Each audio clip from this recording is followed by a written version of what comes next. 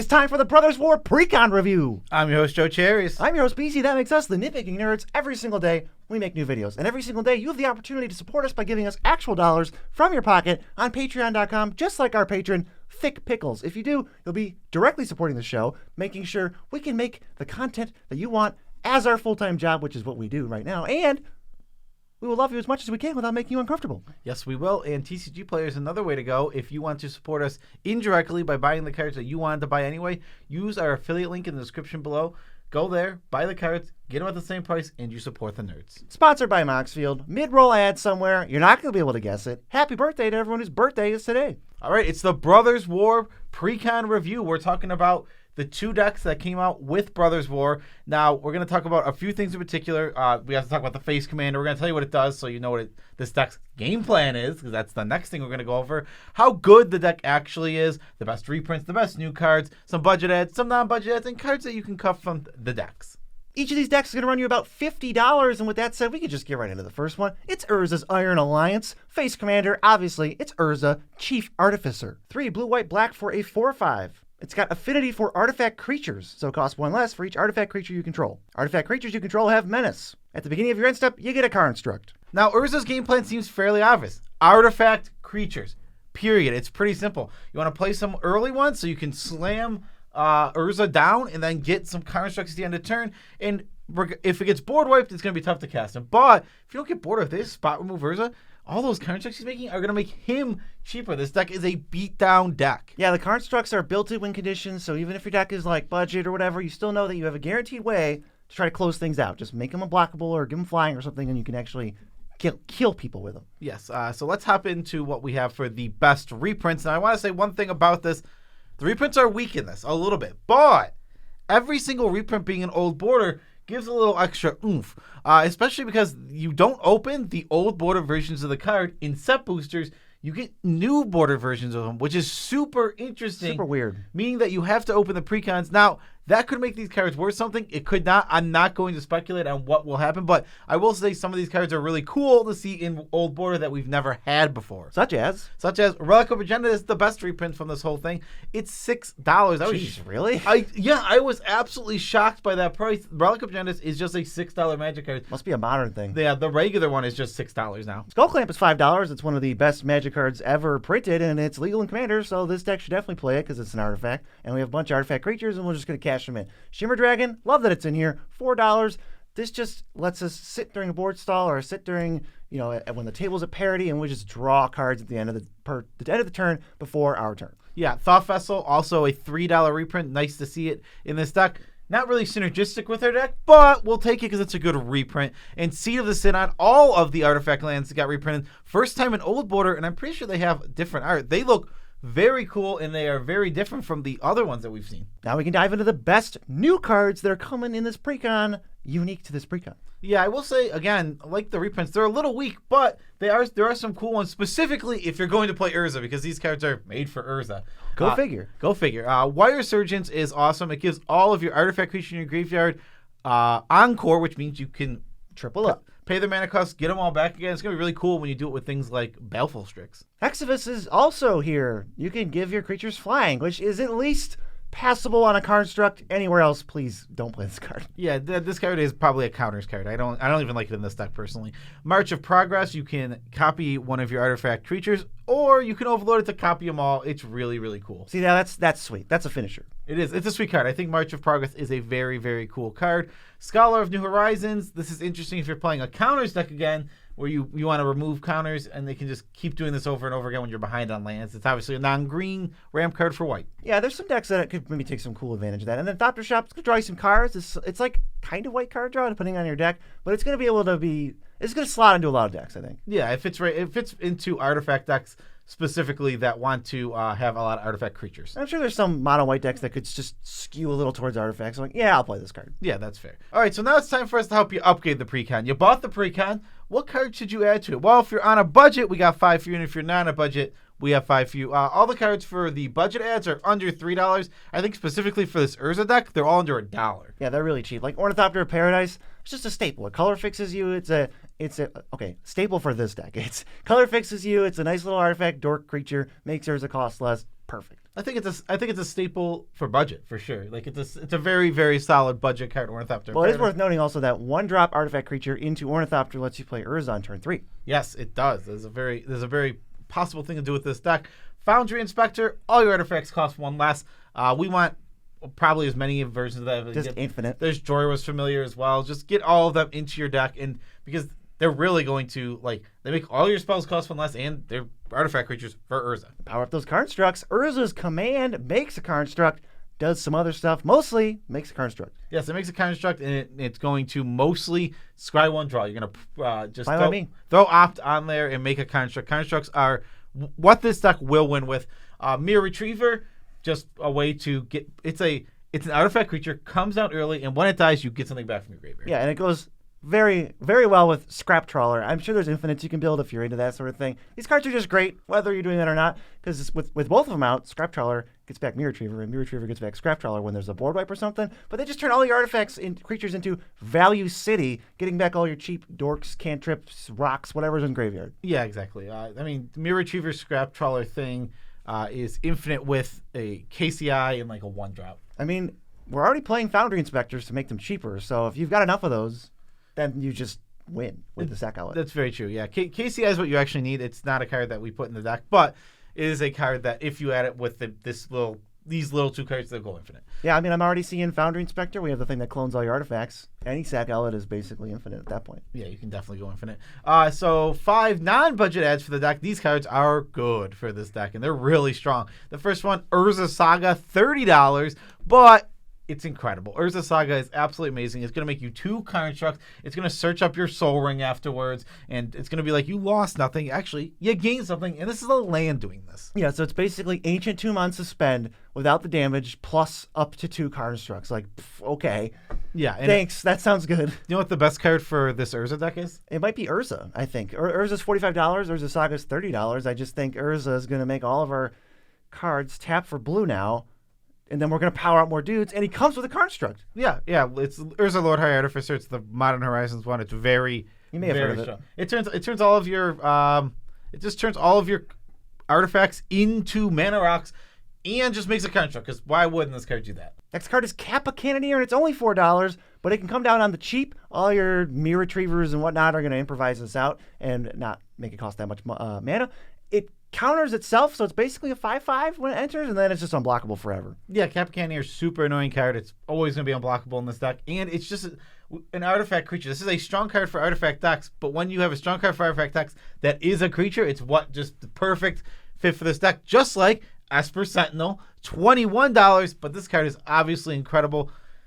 It goes in every white deck pretty much in Commander. This card is a staple of the format at this point. Yeah, the Grown test for opponents, and the thing you really want to do is play 1-drop, 2-drop that taps for mana artifact creatures, and then play Urza on turn 3. And this is like the perfect thing to play on turn 1. It's a nice, it'll be an awesome curve out. Esper Sentinel is a great card for this deck. And I just want to say, can someone please, if you're like in the know with Magic rules, why does Kappa Cannoneer put a counter on itself when it enters? Is it just bad templating? I don't know. Yeah, that's my vote. That seems like it's right. And the last non-budget ad, Worm Coil Engine, $19. Worm Coil Engine is just, it's really good at any of your combat meta decks, and this is an artifact creature. It just has extra synergy. It's going to be super strong. Yeah, I'm going to make a flow chart. It's like, oh, do you want to go infinite with Scrap Trawler and Mirror Retriever? Yes. Okay, great. Do that. No. Get that Worm Coil Engine in. Exactly. That is very, very true. If you're thinking, what card should I cut from the deck? Well, it's actually not too hard. I would cut Preordain right away. There's no synergy. When I have a Spellslinger deck, Preordain gets cut very, very quickly. Sphinx's Revelation, another one I just out on. I don't know why this card is all over the place. It sees so much play, and I never like it that much. I like Sphinx's Revelation and some sort of control go big deck. I like giant mana deck. Yeah. I don't like it in this deck that's designed to work with artifact creatures. Swiftfoot Boots. Cut. I know Swiftfoot Boots is a great card. It goes in a lot of decks, but it's not. We're not trying to really protect Urza like that. When he has cost reduction built in, and he has cost reduction. If he made constructs like at the beginning of your I don't know, first main maybe. Or like if he tapped to make them. Yeah, something along those lines that would make it interesting, but it doesn't. It makes it at the end step. We're not giving the constructs haste. That's what we would want to give haste. I think Indomitable Angel is just bad. I'm sick of seeing this thing. I just never want to see it again. It's never going to make any deck ever. I just think the problem with this is it's not an artifact. If this card's an artifact, it's a playable, Now we're talking. interesting card that we can work with. It's not, so we're off of it. And Alayla, Artful Provocateur, makes flyers, but she doesn't make artifacts. If they were artifact flyers, I'd be in, but they're That'd be not. great. But they're just not. So overall thoughts on this deck, I think it is a nice beatdown deck, solidly built, and it can get there. It is really reliant on combat, but You got to get those constructs through. You protect them with your life. and this thing is not going to like spin too many wheels. It's going to just be a straightforward play this, play this, play this, beat him with constructs over and over again, and hope I win. Which sounds pretty cool. I mean, that feels flavorful with the war. It's like, make giant robots, smash you with them. I mean, I am building I'm not upgrading the Precon, but I'm taking Urza, Chief Artificer, and making a deck. I think it is an awesome commander, and I'm going to see what I can do with it. You'll probably see it on gameplay. Yeah, at some point you definitely will. And VZ, you want to know how I made the whole script for this video? How? Well, I actually used Moxfield.com, and that Whoa. is the God honest truth. What it is, I searched up the Precon list on the website, Wow. and I just had the list right in front of me so I could look, and I could sort by price so I could see what the best reprints were. And because when I made this script, the cards weren't legal in the format, they were highlighted red, so I knew what was illegal, so I knew those were the new cards coming into the format. How helpful. It truly is the best deck building website ever. And we've had many, many, many people come from redacted website, try out Moxfield just because we said, hey, give it a shot, and they loved it. So if you're one of the ones who loved Moxfield, thanks Amber, let us know in the comments so other people can see, and they're going to try the best thing ever. Yeah, literally all the time. People are like, thanks, Nitpicking Nerds, for suggesting this awesome website. I use it all the time now. Sounds like we're lying, but we're literally not. It's not even a lie. Like, literally, it happens all the time on Twitter. People, especially they'll be on a Moxfield post. Moxfield will post something on Twitter. If you want to follow their Twitter, you can do that. And then under Moxfield, they'll be like, hey, the Nitpicking Nerds turned me on to this awesome website. It's like, that's because we love it. It's the best for real. It is. So this leads us into our second deck, which is Mishra's Burnished Banner. And the face commander for this one is Mishra, Eminent One. 2 blue, black, red for a 5/4. At the beginning of combat on your turn, create a token that's a copy of target non-creature artifact you control, except its name is Mishra's War Form, and it's a 4/4 construct artifact creature in addition to its other types. It gains haste until end of turn. Sacrifice it at the beginning of the next end step. This deck's main game plan is just to spam non-creature artifacts onto the battlefield, play Mishra, make 4/4 versions of them, get their ETBs, get their leaves the battlefield, and swing in for 4. Wow, that's a lot of damage. And hell, what, 4? 4, I know. And like you think Urza's coming in with constructs. Those are doing what, 50, 60? How about 4? 50, 60, wow. Let's go to the best reprints. First one, Lithoform Engine. It can copy stuff. It can really slices and dices, but you're going to need to pump like 1 million mana into it. It's like $7. I think it's probably fine at the Precon level. I think there is definitely ways to combo with this. I think with KCI, you can keep coupling Mishra's triggered ability over and over and over again. I don't know what you can do with that. I guess you just need a payoff for What, to make a Lithoform Engine? Yeah. Okay. So you go Mishra's out, Lithoform Engine on the battlefield. Mishra's trigger goes on the stack. You Lithoform Engine copy it. Sacrifice the old one. And now you get a new one. The trigger's still, the original trigger's still on the stack. Sacrifice it, do it again. So you can just keep doing that over and over again. Yeah, all you need is infinite mana and a payoff for artifacts leaving the battlefield. Well, with KCI, you just need a payoff for artifacts leaving the battlefield after that. Because with KCI, right? But That's the infinite. Yeah, KCI is what keeps you going infinite. That seems pretty good to me. It's a very silly little combo, but it can happen. It is really. I'd be honored to lose to that. You're not going to do it with the Precon, but if you upgrade, you can do that. You can. Silas Wren, Seeker Adept is $4, and he's going to help you cast artifacts from your graveyard. If there's a cheap one that goes there, or you put one there to get some value, he'll go ahead and get it back. But you got to sneak him through. Not super happening in this Precon, I would imagine, but he's an okay reprint. It's a super cool reprint to see. You're gonna really like this if you like old border cards and you've been playing Silas Wren as your commander. You're gonna that does not exist until now. Brand Dynamo also only $4. This card has been printed in old border before, but if you'd like a new set symbol, here you go. Yeah, it's hilarious. This one's like from Urza's Destiny. Like it's like the card originally from Urza's Destiny, already an old border card. Still, Dynamo, totally fine. Nice reprint, $4. Curse Mirror, also $4. I really like what this does in this deck. I don't like this card usually. I think it's okay and it fits in some random decks. But this one is really cool because the Curse Mirrors just ends up being a rock at the end. So when you copy it again, you're going to get a copy of whatever thing you want and get to attack. Go away. Yeah, so Mishra's going to make a second clone. You get 2 value clone effects. It's probably actually pretty sweet in here. And then Reliquary Tower, this is like the most overplayed card ever. It's $3 though, so if you need one for a deck that's going to draw a million cards, this is going to be a great place to get one. Yeah, it is. It's not right for this deck, but it is right for a deck that draws million cards. Also, Curse Mirror, another thing, that's a confusing interaction. Off the top of your head, do you know if it's going to be a 4/4 or the copy? No. That's a confusing interaction for a Precon. I will say that. All right, so the best new cards in the set, Blast Furnace Dragon. This card is awesome. You're going to sacrifice an artifact. You can play with Flash when you do that because, remember, there's some hidden text down there that says you can play with Flash because of artifacts offering. But that's super cool, and all creatures attacking your opponents have double strike. And you can flash this thing out, so if someone attacks someone for I'll send 10 at you, and they're like, I'll take it, and they're 20. It's like, boop, nope, it's 20 now. Yeah, or if you're attacking for $1 million, they take a little bit. They're like, ooh, that's a big chunk. And you're like, ooh, it's everything. Yeah, you're actually dead. I'm sorry. Scavenge Brawler doesn't belong in this deck. Probably should have been in the Urza one because it can pump up a construct. But it can give a bunch of keywords, and it's cool in other decks, like Skullbriar. Yeah, this is an artifact creature. Artifact creatures go in the other deck. It doesn't really fit in this deck, but it is a cool card. Wondrous Crucible, 7 mana, and at your end step, you mill 2, and then you play a permanent at random. Random's rough. Super weird card, but you can also copy it to get a second one, and then you'll mill, play another random thing. It's an interesting and cool card. Yeah, Mishra can give you a second one. Machine God's Effigy, another weird clone thing, except it also taps for blue. That's kind of cool. Yeah, it's kind of just overpriced clone. It's whatever. It's a medium card, but interesting nonetheless.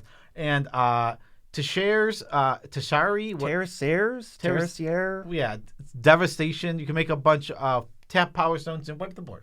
Yeah, I like this card. I'm going to try to find a spot for all these Power Stone makers. They just seem really good if you go ham building around them. Yeah, if the deck is built in such a way to take advantage of them, I could see how they'd be very strong.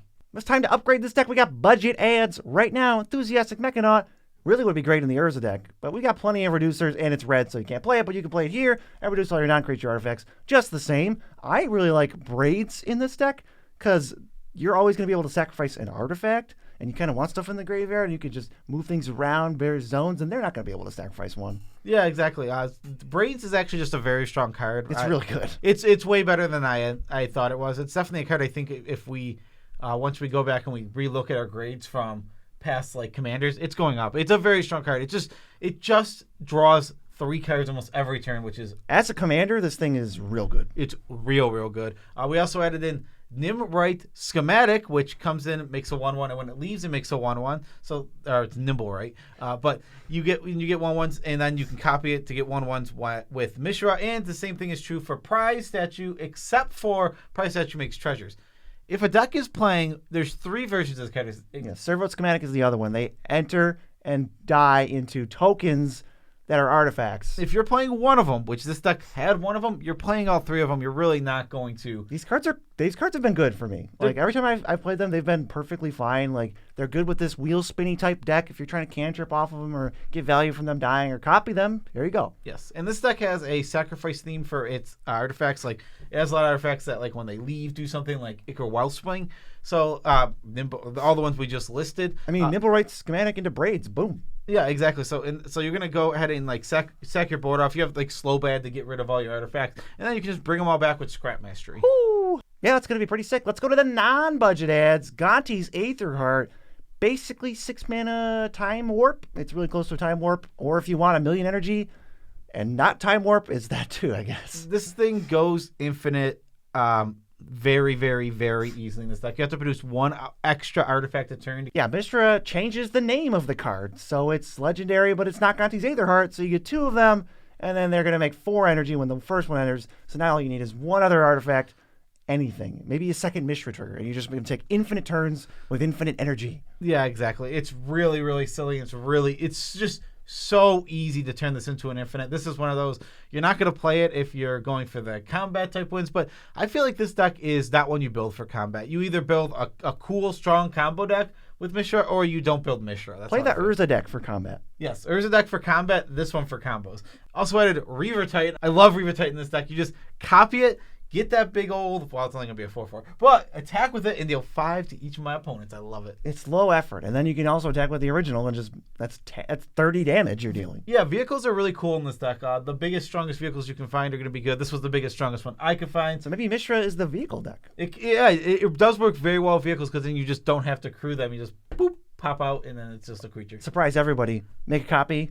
Crew the original. Whoa! Ooh, Goblin Welder is messed up. It's only $8, which is not bad for one of the best artifact type synergy cards you can have. It switches an artifact in play and in the graveyard. Super sweet with Mishra because the copy is an artifact. So you just, after it's expended its use, it's attacked, it's dealt an ETB thing, whatever, sack it and get back your best thing. There's the only reason this wasn't in the Precon that I can potentially even think of, because if it's perfectly into what this deck's game plan is doing, is because it's a confusing card. Nobody wants to say the word simultaneously on it. Yeah, it's a very confusing card, and I think that's why it's not in the Precon, but it is perfect. It's literally like, might be the number one ad. Like, if you're like, I want to switch one card in this deck, what would you switch? It'd be like 100% Goblin Welder, go. Yeah, that's awesome. I also like Sundial the Infinite because you get to keep your Mishra consort tokens, and you can also start playing into that ability a little bit more with these effects in your deck. It's only $6. It's not too bad. It's not budget, but it's good. You can make a Sundial the Infinite and then use that Sundial the Infinite to end the turn. That's pretty cool. And then now you can make every single turn you can get a Sundial of the Infinite. You can start attack with infinite Sundial of the Infinites. It's an infinite chain, yes. That's an infinite combo. And last but not least, I really like this ad, and this card feels like every single time I look, there's in the set there is a card that is perfectly designed for the commander deck. This one is it, and it is Portal to Phyrexia at $11. It's dirty with Mishra, and it's already a pretty good card. And we have ways to cheat it out with things like Goblin Welder. Like, this deck just already takes advantage of what this card is doing perfect as an ETB for everyone to sack 3 creatures, and then you reanimate, which is, it all works great.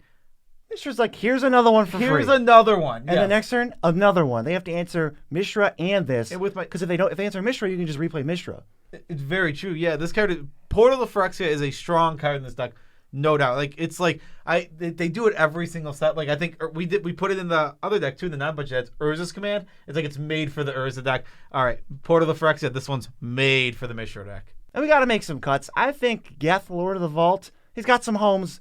I don't think this is it. We can really, like, he cares about our opponent's graveyard. We don't care about milling them or taking their things at all. Yeah, there's a nice little theme here in the beginning. You're going to notice just commanders that don't fit there. Ashnod's a whole different deck, so Ashnod the Uncaring out. It's its own cool, unique deck. It does not fit here at all. That's a classic Precon. Ashnod kind of fits with Fane, so if you want to build the Ashnod deck, you could put Fane in that deck. But we're also cutting Fane. We're cutting Fane from this deck because Fane is not very good. Yeah, Herald of Anguish, it's a neat card. You can cheat it out, but it just doesn't do quite enough. The discard is like, oh, it's kind of like a 3-for-1, but it's a 3-for-1 like so late in the game. It's so slow. It's like a turn 5 at least. Yeah, and we want free sack outlets. The things we want to sacrifice artifacts, yes, we do. That's definitely what this deck is looking to do. But we don't want to pay 1 in the black. We want to do. If Slowbad is 100 times better, he's in the deck. We left him in here. We want free sack outlets to sacrifice. Another non-budget ad, just to throw it up there, is also Kirkland Ironworks, because this is a deck that can go infinite. Well, yeah, you gotta go infinite. Bonus, and then Dreamstone Hedron. This like triple Mindstone thing, I'm okay with Mindstone. Obviously, Mindstone's even great. Hedron Archive. Hedron Archives, I play sometimes. It's a playable card. I don't think scaling up further is worth it. It's not worth your time. Agreed. Yeah, I think Dreamstone Hedron is just it's not good in this deck. Just avoid it. Don't play it. You're not missing much. Yeah, you're not missing much. This deck, I will say, out of the box is going to struggle to win. I think you're just not going to be able to quite get there. It's cool. It has a lot of fun and unique stuff. This deck is definitely awesome, and in an upgraded version, it's way stronger than Urza. Because where you have more like Portal to Phyrexia type stuff. In the upgraded version, Mishra is just ridiculous. It'll pop off. It'll be a combo commander. It'll be one you have to keep off the battlefield because it does so many cool, strong, and unique things. That said, I think out of the box, it's a lot weaker than the Urza deck, which has an actual way to push through and win the game. We review these precons every single set, so why don't you go check them out for Dominaria United? They're right here. Peace out, Tribe Scouts.